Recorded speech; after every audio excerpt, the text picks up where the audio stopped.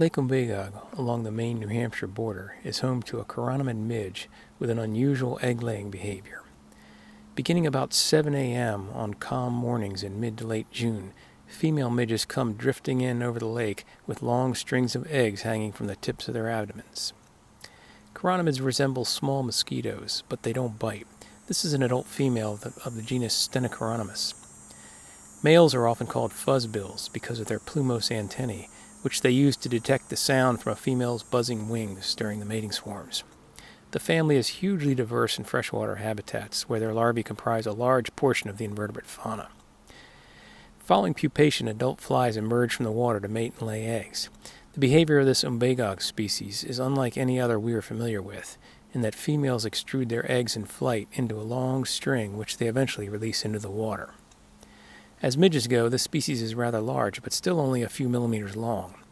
However, when backlit by the rising sun and viewed against the dark coniferous forest in this way, with a 10 to 20 centimeter long string of eggs hanging from the tip of their abdomens like a tail on a kite, they're quite conspicuous and can be seen from about 100 meters or more. These females seem to drop down from near the tree canopy as they extrude their eggs, so presumably the males were swarming up in there somewhere, and the females entered those swarms to mate prior to this egg extrusion. Sherman Roberts was able to capture this video. It's a little shaky because we didn't have a tripod handy, and you can see the autofocus has a little trouble pulling out the midge, but it definitely captures the effect.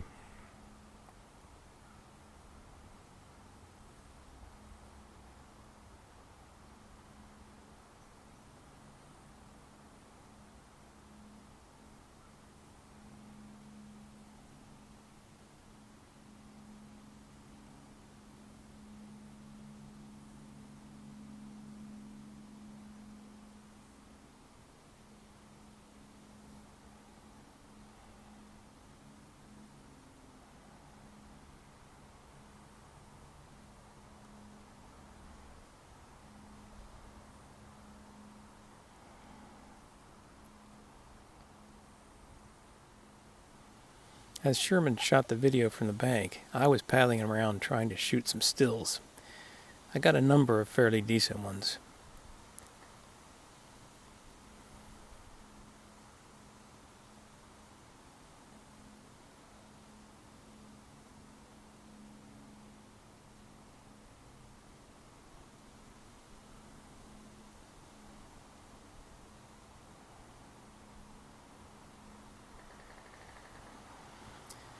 This last one I framed against the blue sky. Looks like a jet with a contrail.